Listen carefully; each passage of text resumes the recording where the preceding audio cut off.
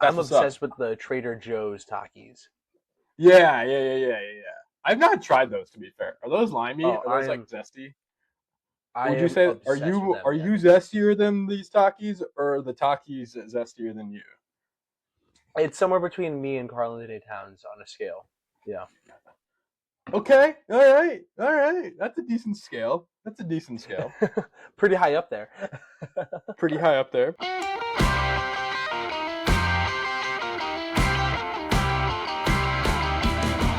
On that very zesty note, hey everybody, welcome back to yet another episode of your two favorite knuckleheads, Boomer and Junior. My name's Boomer. And I'm Junior. Welcome back, everybody. It's good. We're here another week later. We're here to talk about your favorite sports and some of your favorite action from the world of college sports the last week or so. Before we do that, we always do this. We always catch up. Zachy boy, what's going on with you, pal? What's up? What's going on the West Coast? Yeah, it was a good weekend here. My dad came out to visit. We went up to Disneyland. He's big into running the races they do throughout the Disney parks and stuff. So this was Heck his first yeah. time doing one at Disneyland. So I joined him for the Shout 10K out of that. Steve. Shout Shout out out Steve. Steve. Yeah. Not to brag and toot my own horn, but I did finish 7th in my age group out of like 120 people, which is pretty sick, I thought. That was pretty cool. On that, yeah, just having a good time there, and it was kind of hectic being there, though, so I'm glad to be back in San Diego now, yeah. How about you, Nick? How are you doing? Hectic, I feel like, is a common theme for both of our weekends. As the viewers can probably tell, I'm in a new environment. I just moved out of my apartment this past weekend, and for those that have been through a move or two, um, all my moves have been pretty chill so far. I think this one was the most chaotic. Like the morning of my move, like I got a call saying my truck had like basically fallen through, and like the movers were gonna be late, and then I found it. Like, dude, Oh, I had a no. I had a truck booked to go pick up at 8 a.m. and I got a call at 7:55 saying that like, hey, we don't have a 16-foot truck for you. Go call customer service. And like, I yeah, and this is, by the way, mind you, the day I never cut it this close. The day that my lease ends. All right, like Mhm. I never cut it this close. But anyway, um, dude, it took 2 full days and then some lead up before that, but we got the move done. Um, and yeah, we're here in the new spot. It's a little bit outside the city. It's in the burbs, but it's only temporary, and we're gonna be here for a bit. But having said You're going to that, be getting, glad to, if I may really quickly, you're going to be getting yeah, Frisky and Frisco. very funny, very funny. Probably not as frisky as you think, but probably not as frisky as you think. But yes, we're gonna be getting frisky and Frisco. I like that a lot. I'm gonna tell my girlfriend you said that just because that's so funny. Dude, that's but yeah, man, happy to be here. Happy to record the pod. You know how it is. Got a lot of cool I got a lot of good college sports to talk through from last week, right? Having said that, folks, we're officially done with football season, like college football season, and that makes me the most depressed man on the planet. Having said that, we no longer have our normal football recap segment of the week to start with. We're going to go straight into basketball recap. So having said that, we're going to kick us off with our college basketball recap. And I'm actually going to take this to kick us off and talking about, it's ironic because I'm wearing nothing but Notre Dame gear right now, but I'm talking about my beloved Boilers. I feel like on the pod, a lot of the time I wear like the opposite team that I'm talking about. Like, It does seem that way now that you say that, yeah. I feel like I'm wearing my Purdue merch when I'm talking Notre Dame, and I'm wearing Notre Dame when I'm talking Purdue. Like, I don't know what. I look, man. I just put on whatever's in my closet that's easiest to grab and whatever's Perfectly clean. balanced as all things should be. Fair, very fair. Let's talk Purdue, guys. Purdue had a couple games this past week. One L and one dub. Let's talk to the L first. It wasn't a pretty like it's not. They've been calling this period of time like probably the worst 10 days of any Purdue fan's life. Indiana wins the national championship. Purdue goes from number 4 to number 12, having taken 2 L's. One against Illinois. Not Illinois. Was it Illinois? No. Who they lose to a couple weeks ago? No, they lost to Illinois. UCF. Yeah, that was the Keaton Wagler crazy game. Oh yeah, Illinois at home. Yeah, Illinois at home. Keaton Wagler, generational game, right? And then Purdue drops a game in Bloomington 67-72 to unranked Indiana. My reaction is what the is legitimately like what I'm thinking about. Fletcher Lawyer's 8 points really showing like how hot and cold this kid can be. It scares me how much this team depends on Fletcher Lawyer. It scares me because of how inconsistent this kid is. I love Fletcher Lawyer. I love this guy forever, but at the same time, it's the same story every year, and that's what you get for being a guy that plays, that's known for being a 3-point shooter, right? Like that's what you get. You're not going to be consistent every week. Credit where credit's due. Nick Dorn and Lamar Wilkerson for Indiana had 18 and 19 points respectively. Indiana unranked came out to win this game. Their best bet against Purdue any day of the year is at home in Bloomington. Now, don't get me wrong. On the occasion, they have won on the road in West Lafayette. But having said that, like it's not that often. Purdue takes the L at on the road, which sucks. But having said that, bounced back yesterday on the road to Maryland, winning 93-63. Ladies and gentlemen, flip the script. Fletcher Lawyer goes off for 29 points, seven hot and cold. for 10 from the three. No, it's literally been the story of this kid's life, and it's ridiculous. Braden Smith, a solid 19 on the road. All right. Jakari Harris, all right. Special shout out for the kid on the bench, 12 points. Really putting the nail in the coffin for Maryland. I think 93 on the road in Big Ten. It's really impressive. Credit where credit's due. Andre Mills with 18 points for the Terps. Off the bench, mind you. I think he was the highest scoring for Maryland off, and like he was coming off the bench. I mean, there's a lot of questions to be made there.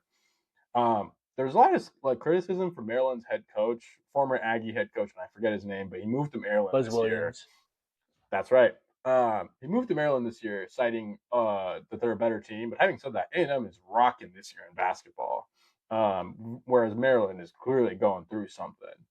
A couple of really interesting games for Purdue.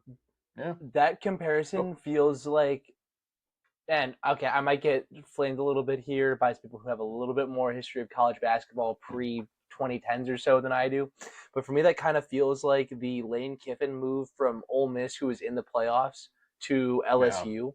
In terms of the current state of the program, like the job you're currently at is better. However, the potential, I guess, and the history is a little bit higher at the other location. So you have kind of a higher chance to kind of cap it all off and win it all. I mean, I kind of see it, but I still think Buzz made a mistake going from A&M to from A&M to Maryland. I remember, he was the coach at A&M when they played. Like, I don't know if it was Purdue in the tournament or someone. Like, we played someone in the tournament.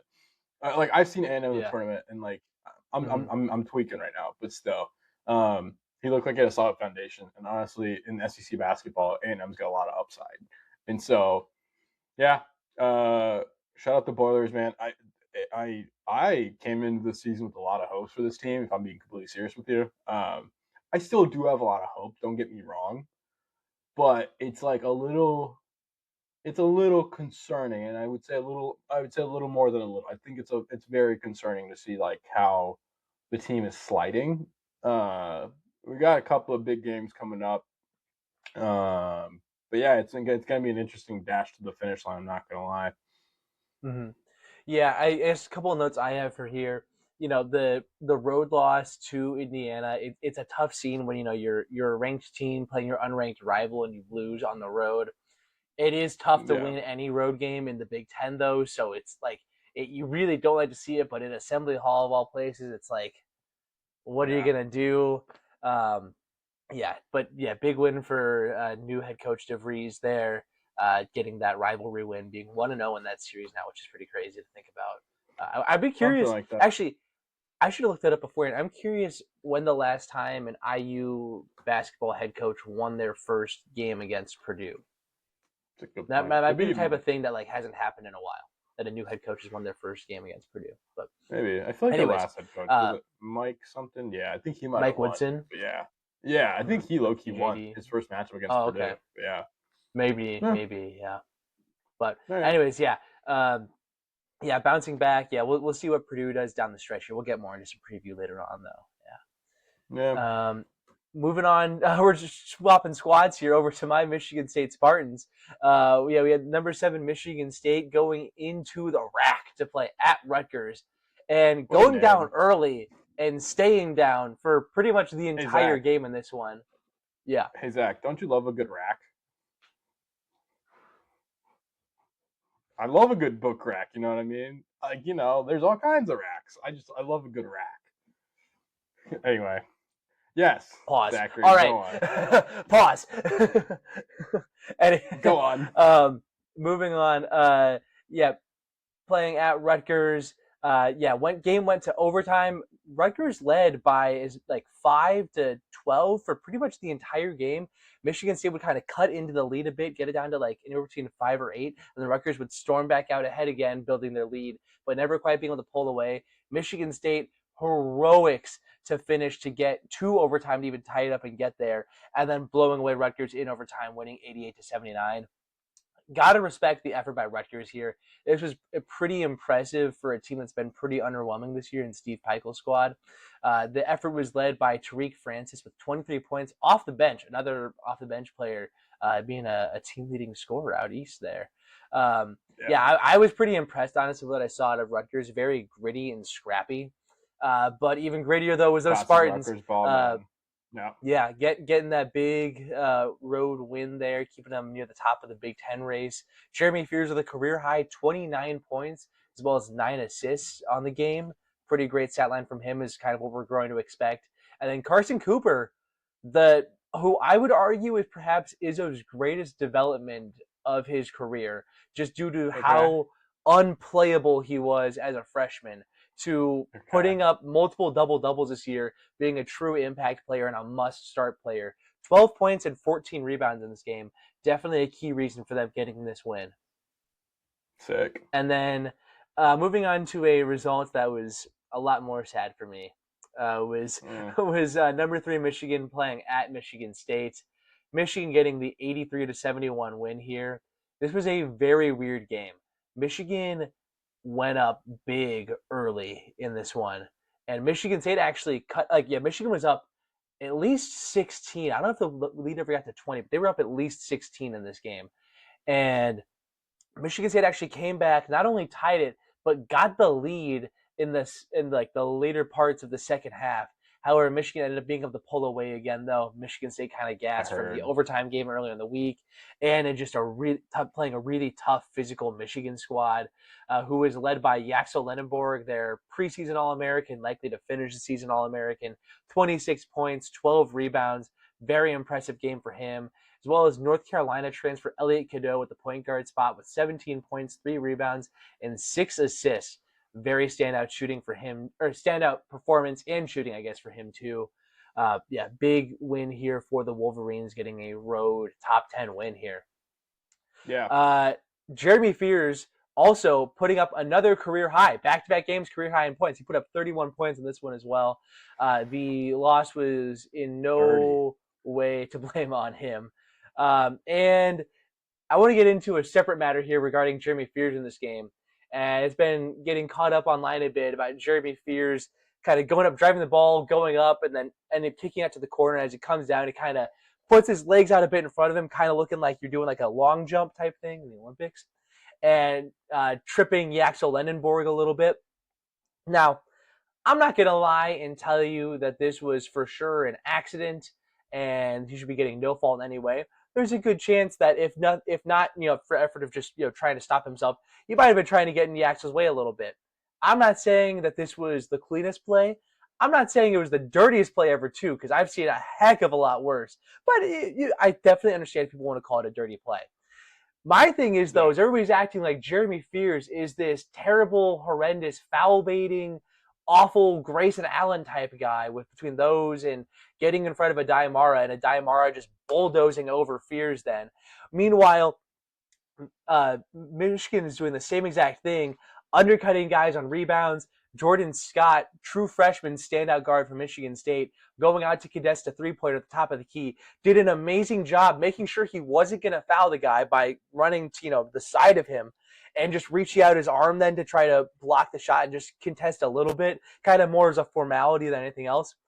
And then Will Cheddar, the shooter, does the most hardened reach over. I'm going off camera here because that's how far he went to initiate just the bit of contact there, and then chucking up the three. No chance of it actually going in, just to draw the foul there.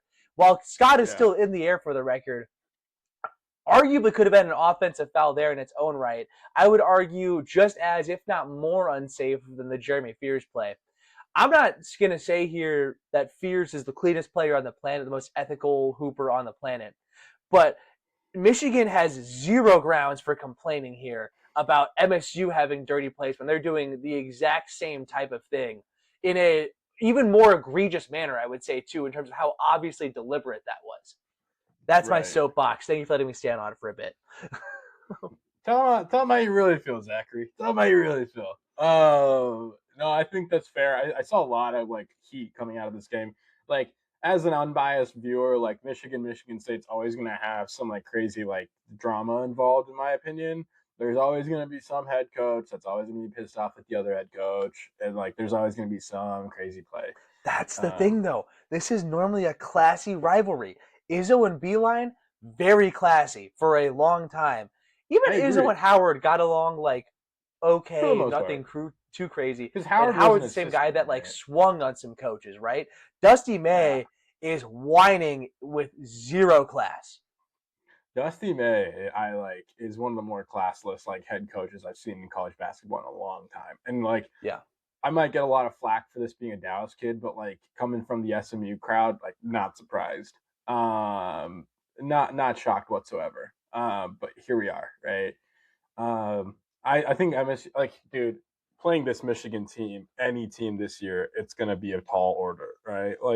MSU is doing a great job this year, top 10 ranked, right? But I mean, it seems like on their best day, they're Michigan is ungodly. I mean, there was at one point this season, Michigan was looking like the best college basketball team of all time. And I mean, I think they still, if they're at their best, will beat any squad. I think you could slate them up against whatever the Cleveland Cavaliers equivalent of the NBA is, and they would not get ran out the gym. I'm not saying they would win, but they wouldn't get ran out the gym. You mean the Cleveland Cavaliers? Oh, did I say the Cleveland Cavaliers? I meant the Cleveland Browns. You said the Cleveland Cavaliers equivalent of the NBA.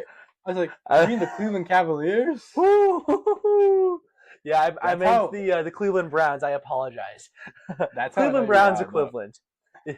I can't say that's the Cavs anymore because they're doing good, but whatever. No, they're a solid spot. I apologize for any Cavs slander I just created. I do not apologize for the Browns slander. I'm going to get into the Browns real quick. I'm going to completely jump sports. The Browns stole Michigan State's quarterback coach for the same role for the Browns, and I'm not okay with it. Anyways, continue. Okay, all right. That came out 2 days ago.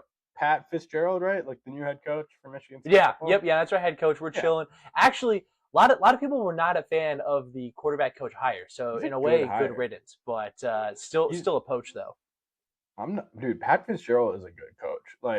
That's a good hire for him. Oh yeah. Oh no, I'm stoked about Pat Fitzgerald. I'm talking about the quarterback coach. Right. Yeah. Mm-hmm. All right. On that note, we're gonna move into some ACC ball. We got top 20, number 17 Virginia playing Notre Dame. My Fighting Irish in South Bend in the Purcell Pavilion, and the Irish almost coming away with the win here, but losing by 3, 100-97. Let me say that one more time. This was a 100-97 scoring game in South Bend, Indiana, and it wasn't football. It was a basketball game. Virginia legitimately almost blew this game to unranked and not that good at basketball Notre Dame. At one point, Notre Dame, I think going into the half, they led the game. If they didn't lead, it was pretty darn close. Shout out to a couple guys. Cole Serta with 34 points for the Irish, and Thijs de Ritter had 32 for Virginia. A lot of big scoring guys, and I think this game got pushed into overtime, if I'm not wrong. But yeah, coming out 197, barely scraping by with the win. Virginia's still climbing the charts, man. I wouldn't be surprised if that was round of 16 or an Elite Eight team like exit. But yeah, I think Virginia's they're climbing, man. I'm not surprised. I wouldn't be surprised if we see them climb or sneak into the Elite Eight this year.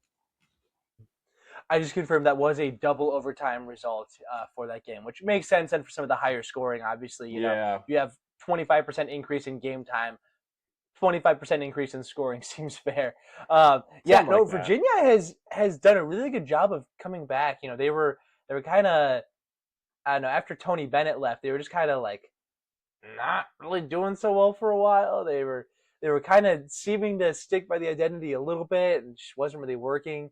But clearly, they've had some time to regroup as a program, and they've been pretty solid all year. It seems. You know, obviously, this not a great outcome. I'm sure they didn't want to have to go to double overtime with Notre Dame, but it is a road game in the ACC. Understandable. True. Still did a good job picking up the win. That's better than a loss. Virginia. I agree. They got Micah Shrewsbury at the helm at Notre Dame, man. Expect anything, all right? Expect anything. Mm-hmm. Very true. Very true. Including storming after a referee when there's a call that you don't agree with. I don't know what you're talking about.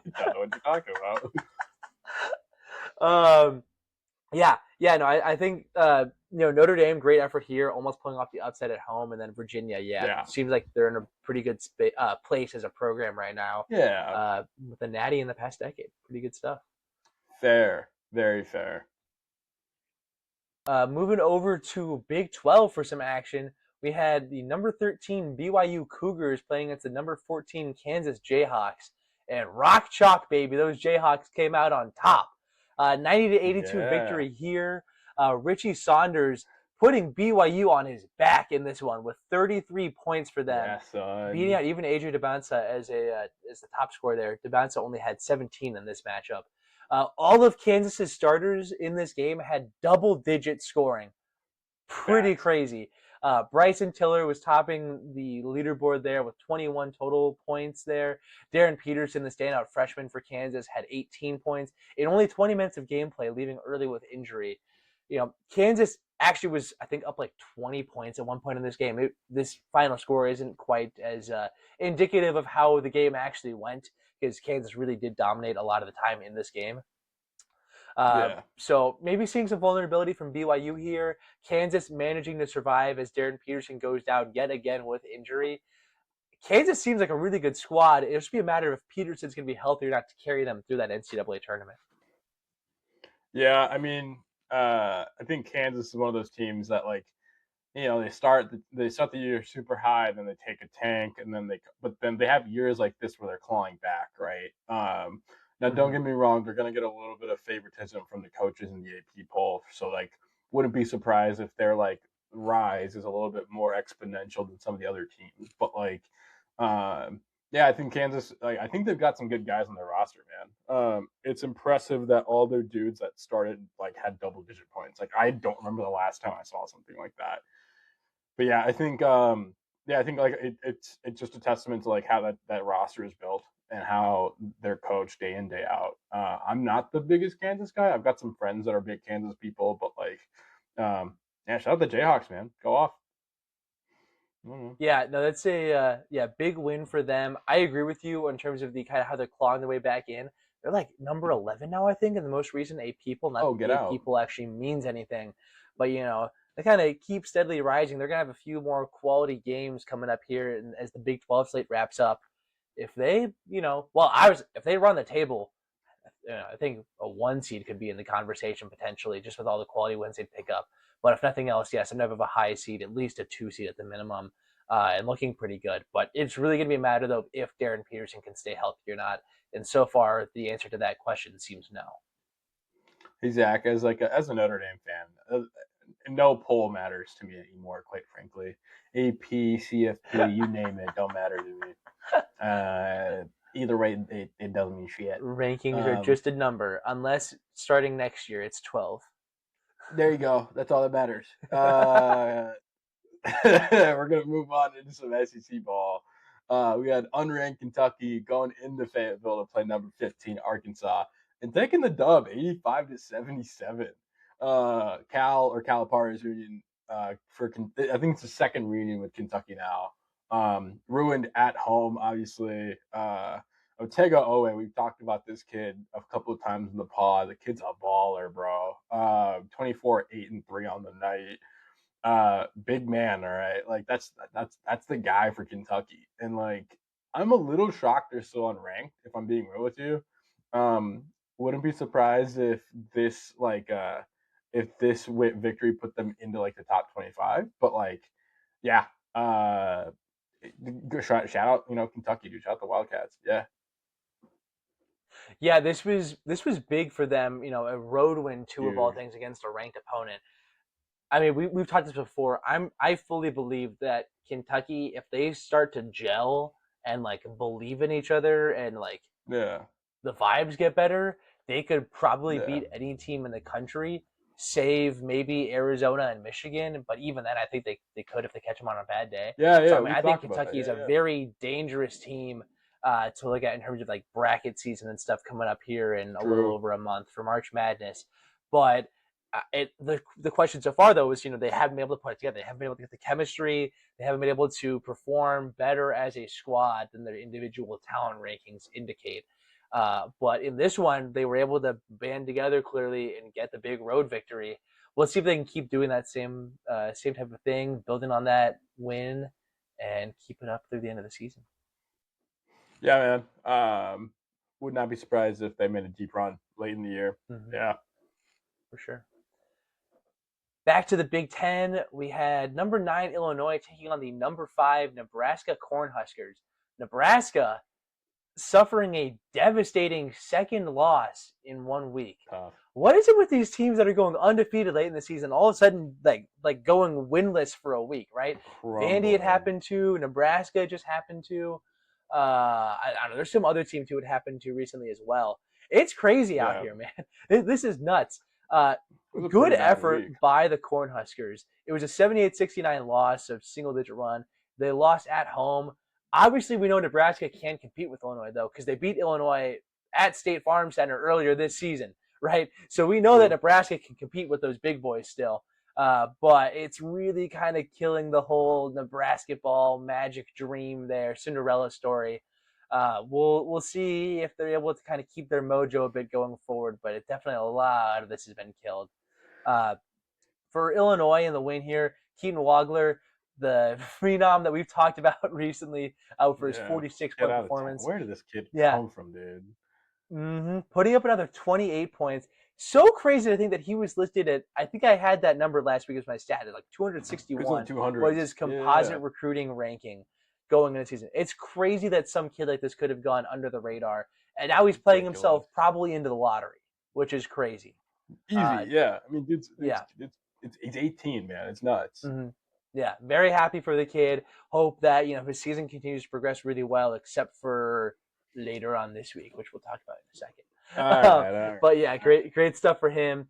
Meanwhile, for Nebraska, Braden Frager with 20 points. Sorry, Braden Frazier. Frazier? I actually forgot how to pronounce that. I've heard it in game. It's Frager or Frazier. But 20 points off the bench for Nebraska there.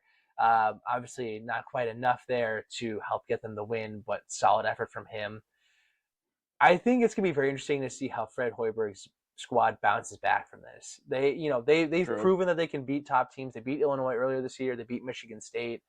But as they continue the rest of the season, now that they've actually suffered a couple of losses, see what they can do. Yeah, I think Illinois is going to go on a hot streak here. If I'm not going to lie to you, they finally they've got a lot of rhythm and momentum going their way. Nebraska is starting to lose some of that really hot momentum, right? Not gonna lie, I was on the bandwagon, dude. I was all for Nebraska ball, but here we are. Oh, you and me both, brother. I'm not. I usually dude. Don't get me wrong. Nebraska football, I'm not on that. Oh my god, they used to be this, this, and this. I'm like, all right, whatever. But this team came out of nowhere. Low key, as long as they don't beat Purdue, I'm a happy camper. But here we are. All right, rounding off our CBB recap from last week, we're going to go back down south into the SEC. We had number 23 Alabama going into Gainesville to play number 19 Florida and taking the L 77-100. That's I mean, don't get me wrong, high scoring from Alabama, but holy, to give up 100 points is nuts. Yeah, I mean, reigning national champions really showing the Tide who's boss, man. At least who's boss in the SEC. I mean, you and I, like Zach, you and I had our doubts for Florida early in the year. They were slipping real hard early in the year, trying to find their footing. They went out of the rankings at one point. Now they've bounced back in. I mean, really just showing them like, hey, this is a pretty awesome squad, and like they won the national championship last year for a reason. Alex Condon with 25, 7, and 6 for the Gators, man. Like that kid still continues to ball. Yeah, I think Alabama. I'd be shocked if they stayed in the top 25 with this L. I would be absolutely shocked. Like we've noticed like throughout the season, like they've taken a few L's. We're like, okay, they just took another one. All right, they just took another one. Now they're like they're on the edge. They're already at number 23. They took another L. Like I wouldn't be shocked if they fell out. But yeah, man, go Gators. I'm always gonna root for the Gators. Yeah, Go Gators. go Gators. Yeah, no, this was, I mean, kind of inverse of Alabama. I feel like that Alabama and Florida have had kind of opposite seasons. Alabama started off with a bang with a win over St. John's, which at the time looked like a really good win, and since has looked like a good win, but nothing too crazy. And Florida took some losses earlier. I know they lost at Duke, I think. They lost out west. It was either BYU or Arizona, I think. Just playing a really tough early season schedule and having to travel a bit for that. But as they've gotten into SEC play, they're really finding a groove and kind of reminding people how good they are and getting some really quality wins. I think that's going to help boost their tournament seeding. Yeah, dude. And go ahead. Nope. That's all. Oh yeah, just Alex Condon. Yeah, like you said, great performance from him. He's was an integral piece of that Florida national championship last year, and he's just growing upon what he did then. Yeah, I'm shocked he came back, but good for him.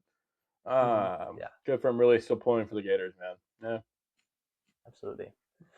All right, well, that wraps up our recap for this week. So we're going to move on to our next segment, which is the Boomer's Bold Take.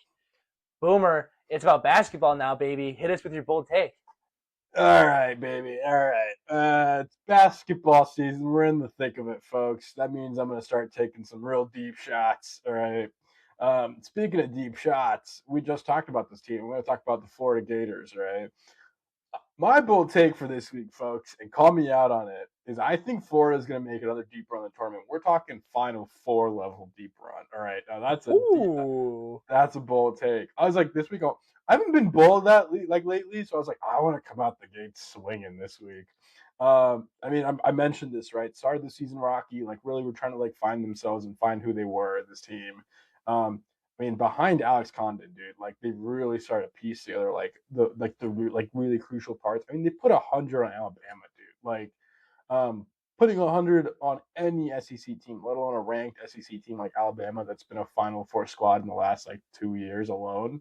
Like, come on, man, like that's huge. And so it's a bold take, but I think they've got the momentum if they keep it going to make a deep run. I could be batshit crazy, but here we are. I am batshit crazy, but that's different. Florida first round loss incoming. No, I'm joking. No, I mean that seems fair. They seem like a really good squad. They don't seem like they're going to lose games that they shouldn't lose. If that makes sense. And so I think it's going to kind of just depend on what kind of matchups they get in the tournament. That's true. Yeah. That's true. Yeah. But yeah. And then we got a little. I'm going to piggyback. I have a Zach Zealous take I want to throw in here, actually. That's going the opposite direction for a different SEC squad who just played Florida and we just talked about. And that's that I think Alabama at this point, there's a good chance they miss the NCAA tournament altogether, which is mind-boggling considering how great they've been as of recent under Nate Oates. Starting off this season, number 15, getting that early season win over number 5 St. John's and being ranked as high as number 8 a couple times this year. However, they are currently 14-7, okay? Can't seem to beat a quality opponent. They still play at Auburn, who we've determined is not completely Nepo baby fraudulent anymore. At Ole Miss, tough Chris Beard squad there. Home against number 21 Arkansas, at LSU, at number 25 Tennessee, at a Georgia team that's picked it up pretty well this year, and then home again against Auburn, in addition to some other games that they should win. But these are all 7 games. There's a very real chance they could lose, in which case they would have 14 losses and I think miss the tournament outright. Holy balls! Oh my God, 14 losses is wild. 14-7 is nuts. I remember Yeah, I mean, Michigan State was like 20-12 or like 19-12 or something like that a couple of years ago, and they sweated out and they made the tournament. But like 12 versus 14 is a bit of a gap there for losses. It's a bit of a gap. It's a bit of a gap. Yeah. It's really funny, guys, because we were writing out the outline for this episode, and we were writing stuff down, and Zach and I were talking, and we mentioned something like Zach goes, "I got a zealous take about Alabama," and I go, "I've got a take about Alabama. Or do we have the same take?" And I was worried Zach was going to say Alabama's going to cruise and like go deep in the tournament, where I was on the mindset I was like, I think Alabama was going to crash out hard. So it was nice to see to realize that the sentiment was shared, but yeah, man, I don't think this Bama team is going to do as well as they fared in the past, if I'm being honest with you. But here we are. All right, let's see. Let's move on. Moving on to our next section. We got Junior's Jumbo Stat. Junior, what's our number for the week, pal? All right, number is 16. That is total losses by the current AP top 10 teams so far this season. And that was also the way I kind of discovered this metric was a few days ago. Actually, it was only 14 losses amongst the AP top 10 teams, which is pretty crazy when you consider every team has played like 20 games or so at that point. Insane that there's only that few losses so far amongst those squads.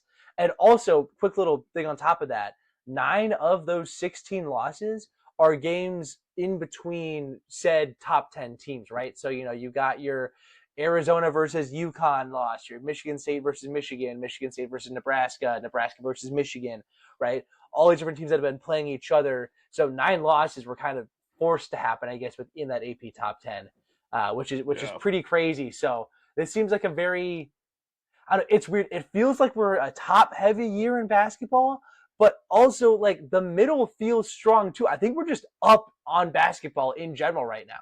I think we just got a lot of really great players playing really good games. I like that take. I think we are top heavy this year in the rankings. Like the top 4 or 5 teams are so dominant, it's scary. Mm-hmm. You gotta. Here's my take. I think there's a couple of really good teams in the middle bracket. I don't know. I don't know if they're as good as what you might be saying.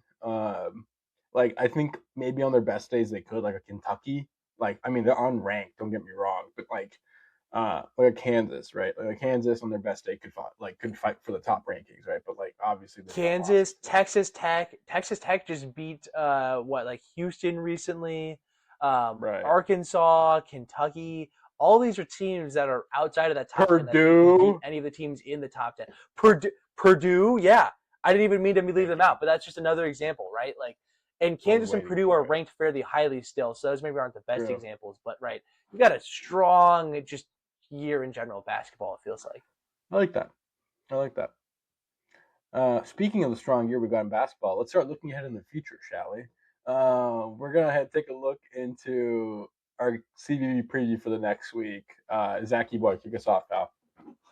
All right, first game, Big Ten action. Number 9 Nebraska at Rutgers. This is going to be a big indicator of how the rest of the season is going to go for Nebraska, I think.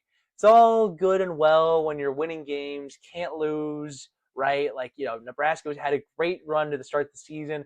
So happy for them, like we've said. But this past week, they lost not 1, but 2 games, right? So they are looking to seriously need to reset, regroup, and everything.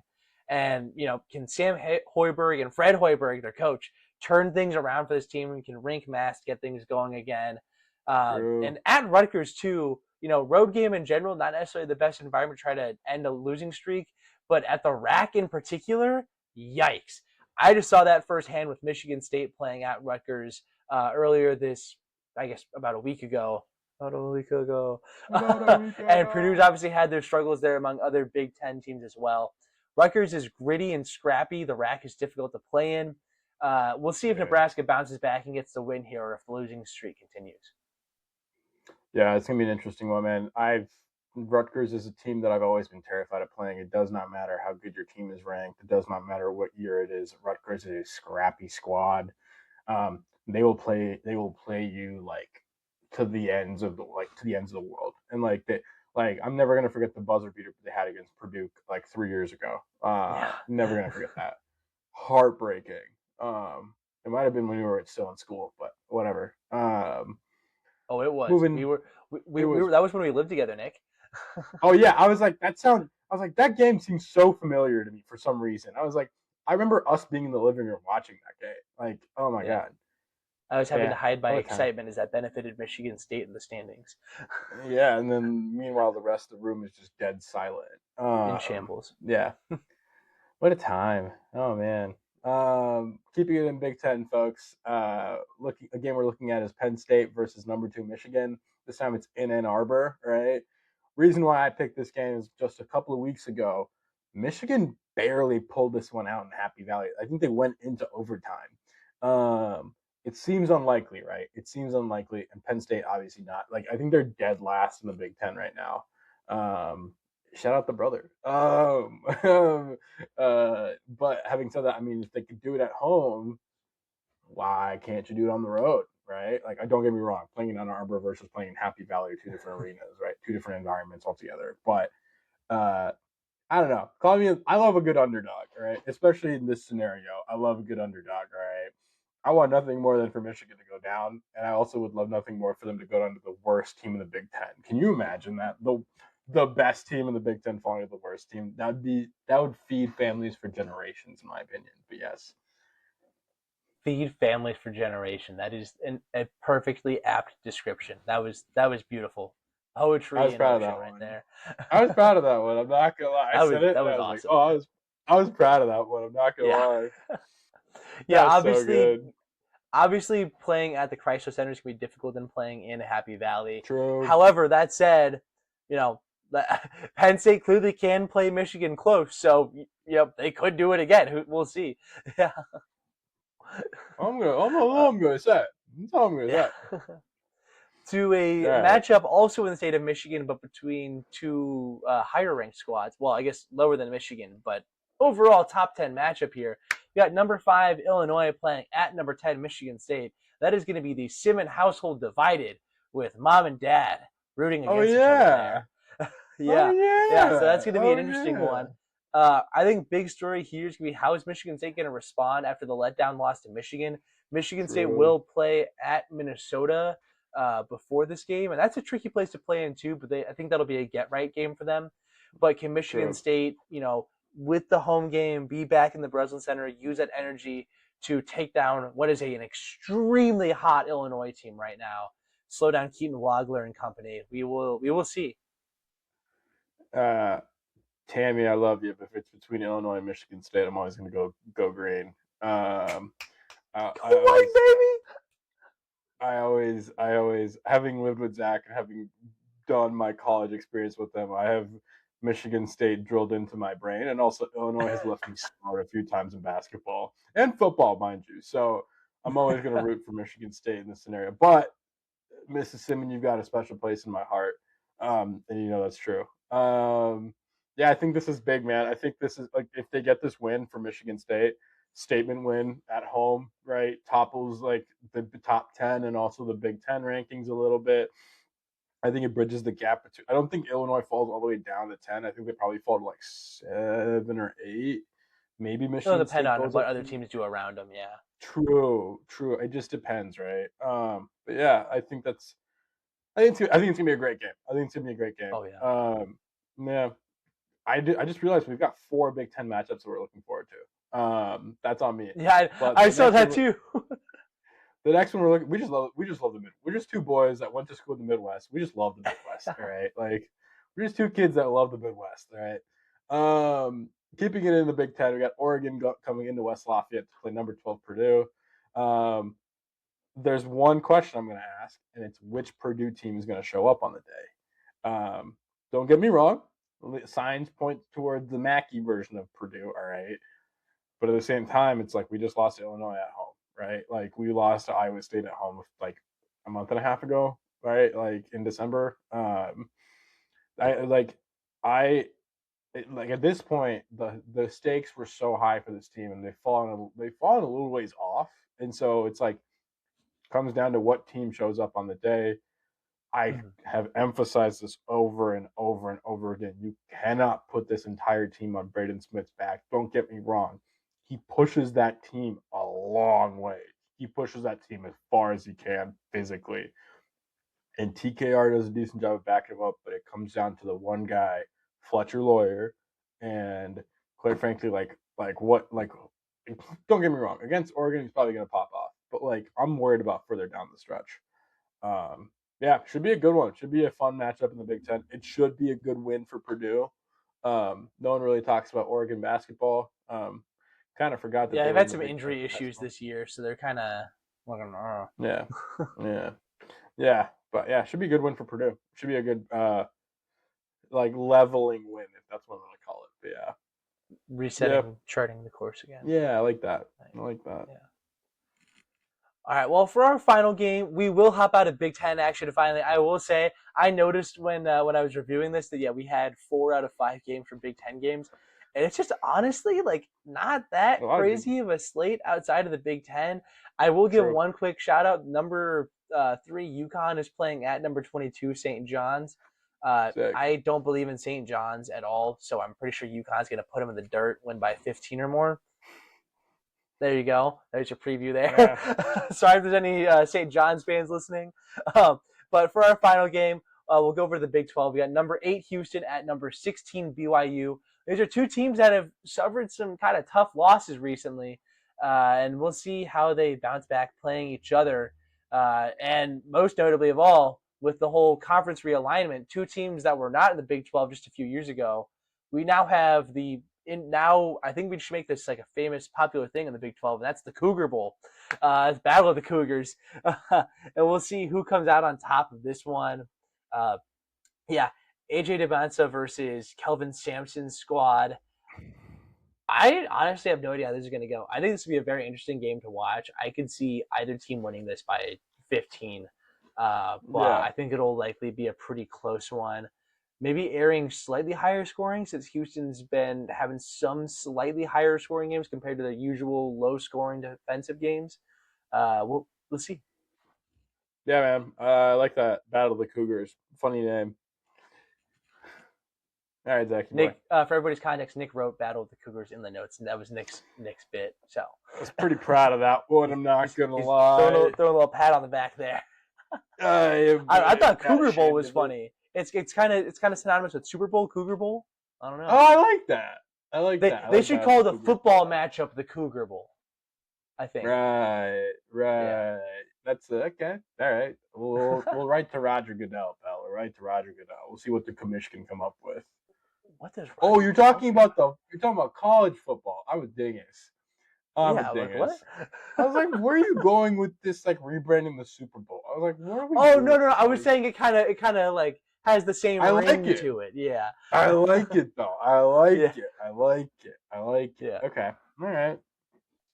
Buddy. Well, on that note of us kind of derailing there, that does bring us to the end of our episode, apparently for the best.